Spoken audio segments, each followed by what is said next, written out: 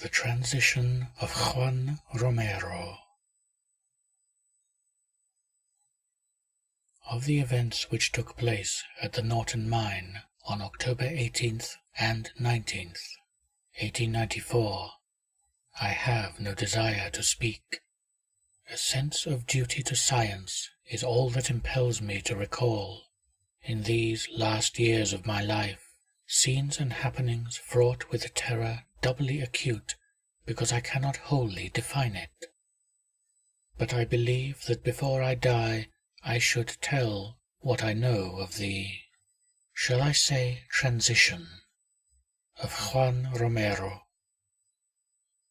My name and origin need not be related to posterity.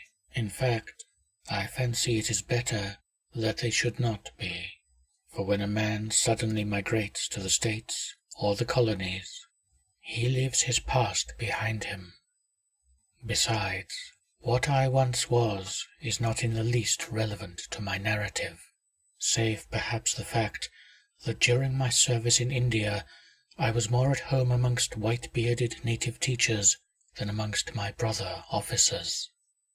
I had delved not a little into odd Eastern lore when overtaken by the calamities which brought about my new life in America's vast West, a life wherein I found it well to accept a name, my present one, which is very common and carries no meaning. In the summer and autumn of 1894, I dwelt in the drear expanse of the Cactus Mountains, employed as a common labourer at the celebrated Norton mine, whose discovery by an aged prospector some years before had turned the surrounding region from a nearly unpeopled waste to a seething cauldron of sordid life. A cavern of gold, lying deep below a mountain lake, had enriched its venerable finder beyond his wildest dreams, and now formed the seat of extensive tunnelling operations on the part of the corporation to which it had finally been sold.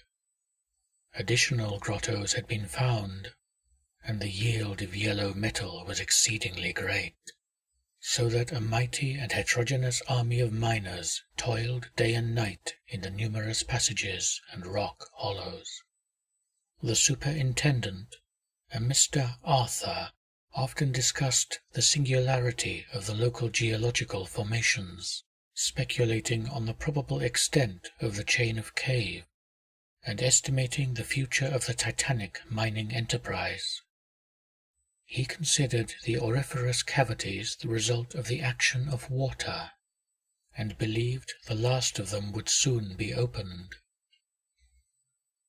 It was not long after my arrival and employment that Juan Romero came to the Norton mine, one of a large herd of unkempt Mexicans attracted thither from the neighboring country. He at first commanded attention only because of his features, which, though plainly of the red Indian type, were yet remarkable for their light colour and refined conformation, being vastly unlike those of the average greaser or Paiute of the locality. It is curious that although he differed so widely from the mass of Hispanicized and tribal Indians, Romero gave not the least impression of Caucasian blood.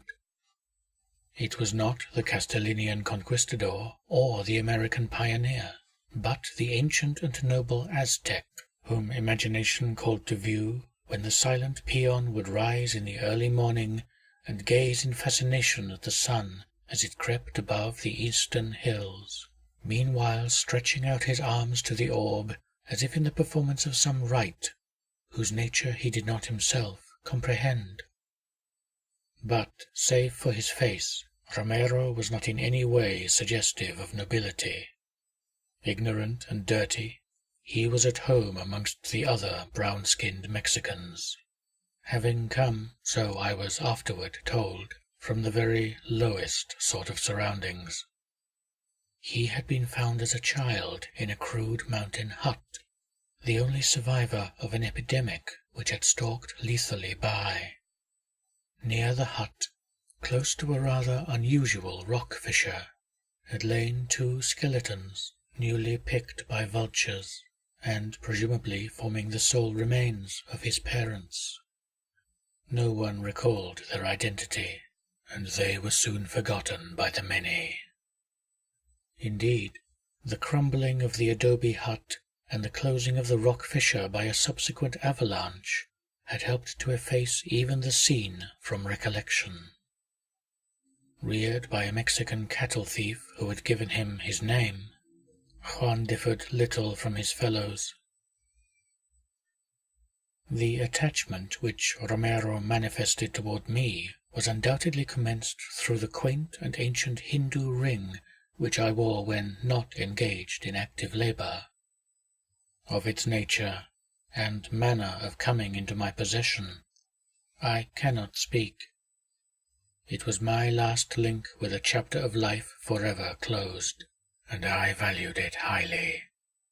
Soon I observed that the odd-looking Mexican was likewise interested, eyeing it with an expression that banished all suspicion of mere covetousness. Its hoary hieroglyphs seemed to stir some faint recollection in his untutored but active mind, though he could not possibly have beheld their like before. Within a few weeks after his advent, Romero was like a faithful servant to me, this notwithstanding the fact that I was myself but an ordinary miner. Our conversation was necessarily limited. He knew but a few words of English, while I found my Oxonian Spanish was something quite different from the patois of the peon of New Spain. The event which I am about to relate was unheralded by long premonitions. Though the man Romero had interested me, and though my ring had affected him peculiarly, I think that neither of us had any expectation of what was to follow when the great blast was set off. Geological considerations had dictated an extension of the mine directly downward from the deepest part of the subterranean area, and the belief of the superintendent that only solid rock would be encountered had led to the placing of a prodigious charge of dynamite. With this work Romero and I were not connected, wherefore our first knowledge of extraordinary conditions came from others. The charge, heavier perhaps than had been estimated, had seemed to shake the entire mountain. Windows in shanties on the slope outside were shattered by the shock, whilst miners throughout the nearer passages were knocked from their feet. Jewel Lake, which lay above the scene of action, heaved as in a tempest. Upon investigation it was seen that a new abyss yawned indefinitely below the seat of the blast, an abyss so monstrous that no handy line might fathom it, nor any lamp illuminate it. Baffled, the excavators sought a conference with the superintendent, who ordered great lengths of rope to be taken to the pit, and spliced and lowered without cessation till a bottom might be discovered. Shortly afterward, the pale-faced workmen appraised the superintendent of their failure.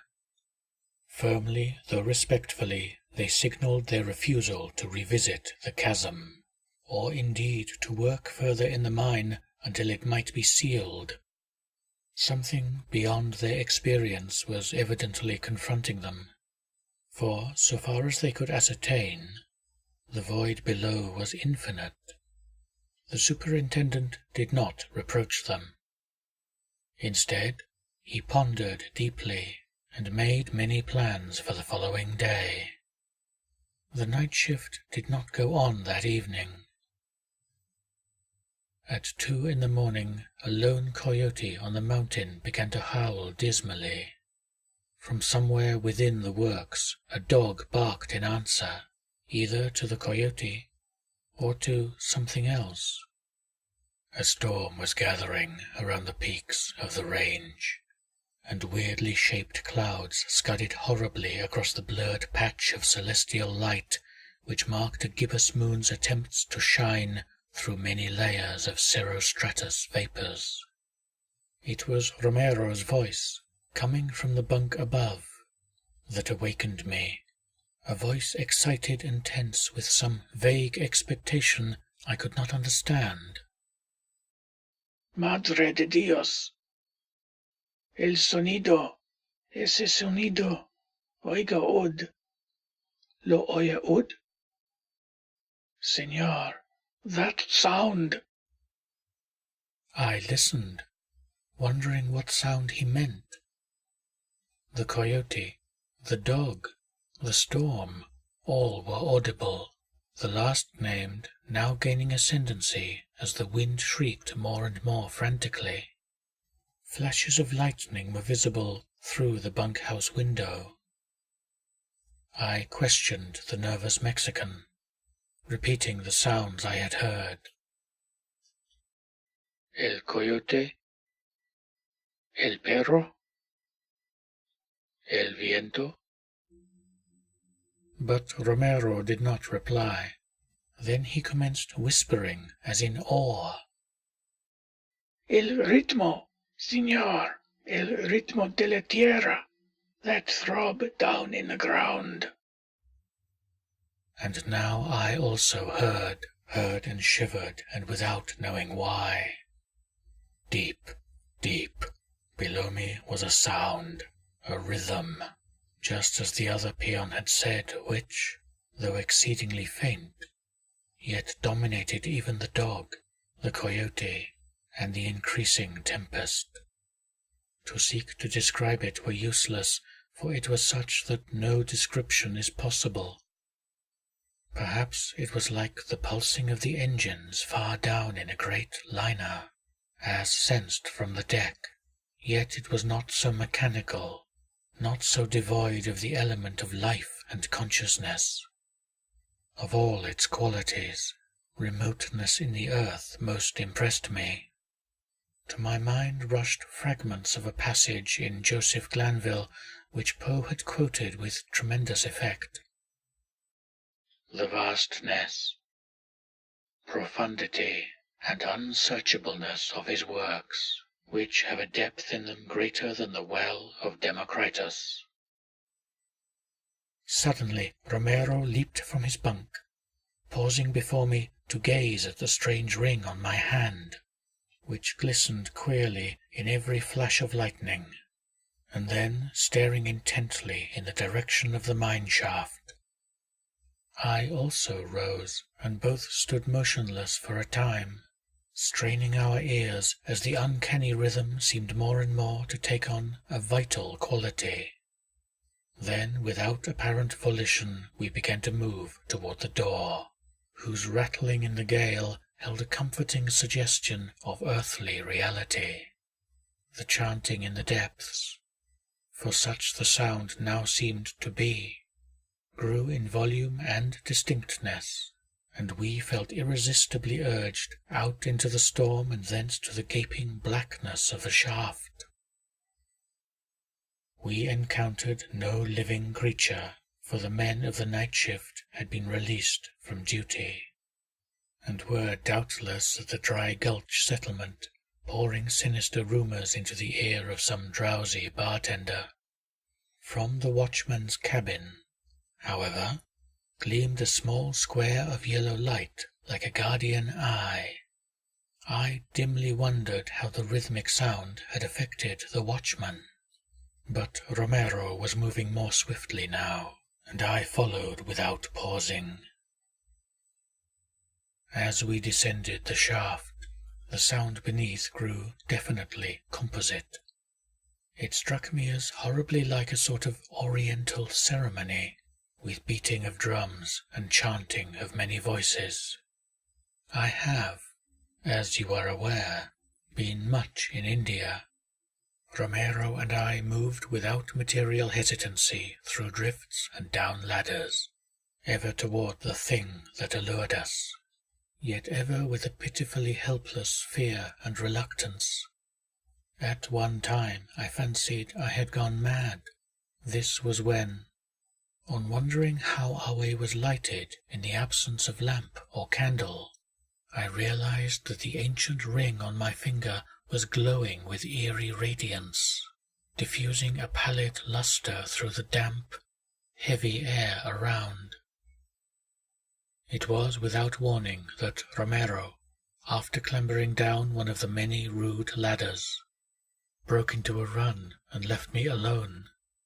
Some new and wild note in the drumming and chanting, perceptible but slightly to me, had acted on him in startling fashion, and with a wild outcry he forged ahead unguided in the cavern's gloom. I heard his repeated shrieks before me, as he stumbled awkwardly along the level places and scrambled madly down the rickety ladders. And, frightened as I was, I yet retained enough of perception to note that his speech, when articulate, was not of any sort known to me. Harsh but impressive polysyllables had replaced the customary mixture of bad Spanish and worse English, and of these only the oft-repeated cry, Huitzilopochtli, seemed in the least familiar. Later I definitely placed that word in the works of a great historian, and shuddered when the association came to me. The climax of that awful night was composite but fairly brief, beginning just as I reached the final cavern of the journey. Out of the darkness immediately ahead burst a final shriek from the Mexican, which was joined by such a chorus of uncouth sound as I could never hear again and survive. In that moment it seemed as if all the hidden terrors and monstrosities of earth had become articulate in an effort to overwhelm the human race. Simultaneously the light from my ring was extinguished, and I saw a new light glimmering from lower space but a few yards ahead of me. I had arrived at the abyss, which was now redly aglow, and which had evidently swallowed up the unfortunate Romero. Advancing, I peered over the edge of that chasm which no line could fathom, and which was now a pandemonium of flickering flame and hideous uproar. At first I beheld nothing but a seething blur of luminosity, but then shapes, all infinitely distant, began to detach themselves from the confusion, and I saw, was it Juan Romero? But God! I dare not tell you what I saw. Some power from heaven, coming to my aid, obliterated both sights and sounds in such a crash as may be heard when two universes collide in space. Chaos supervened, and I knew the peace of oblivion. I hardly know how to continue, since conditions so singular are involved, but I will do my best, not even trying to differentiate betwixt the real and the apparent. When I awaked, I was safe in my bunk, and the red glow of dawn was visible at the window.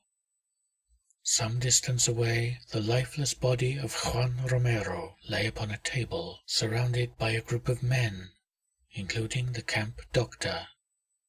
The men were discussing the strange death of the Mexican as he lay asleep, a death seemingly connected in some way with the terrible bolt of lightning which had struck and shaken the mountain.